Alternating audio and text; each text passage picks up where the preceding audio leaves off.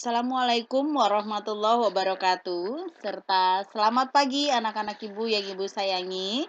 Kali ini kita akan kembali lagi membahas mengenai teks laporan percobaan. Pada pokok bahasan kali ini kita lebih mengacu pada menyunting laporan percobaan.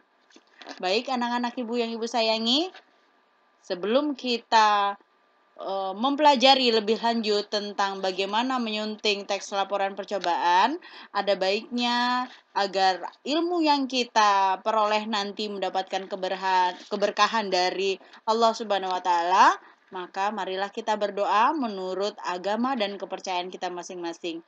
Berdoa dimulai.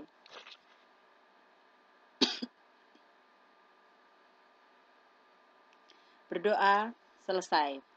Baik, anak-anak ibu, sekarang kita akan melanjutkan materi mengenai laporan percobaan yang lebih mengacu pada bagaimana menyusun teks laporan percobaan dan bagaimana menyunting laporan percobaan yang telah disusun. Tentunya kalian masih ingat langkah-langkah dalam menyusun teks laporan percobaan dengan memperhatikan struktur, sistematika, dan kaidah kebahasaan yang telah Ibu jelaskan pada pertemuan sebelumnya. Kita perlu mengingat kembali, Ibu akan mengingatkan kembali mengenai langkah-langkah menyusun teks laporan percobaan. Yang pertama, yaitu kita dapat menentukan judul percobaan sesuai dengan objek yang diamati atau yang diteliti. Yang kedua, yaitu kita dapat menyusun tujuan percobaan berdasarkan percobaan yang telah kita lakukan.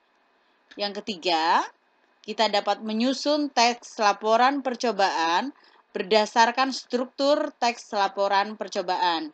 Dan yang terakhir, hal yang perlu kita ingat dan kita perhatikan bahwa jika kita menyusun teks laporan percobaan, kita perlu memperhatikan bagaimana penggunaan bahasa, apakah bahasa yang digunakan dalam menyusun teks laporan percobaan tersebut sudah sesuai dengan pedoman umum ejaan bahasa Indonesia dan tata bahasa baku bahasa Indonesia saat menyusun teks laporan percobaan. Selanjutnya, kita akan mencoba untuk menyunting teks laporan percobaan yang telah kita susun.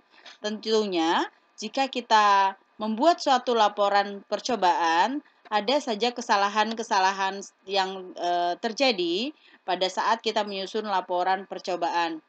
Yang pertama, bagaimana sih langkah-langkah dalam menyusun menyunting laporan percobaan? Yang pertama, dengan menandai kata, kalimat, atau makna kata dan kalimat yang salah. Menandai kata yang dimaksud di sini mungkin saja ada penggunaan kata-kata yang salah pada saat penyusunan laporan percobaan.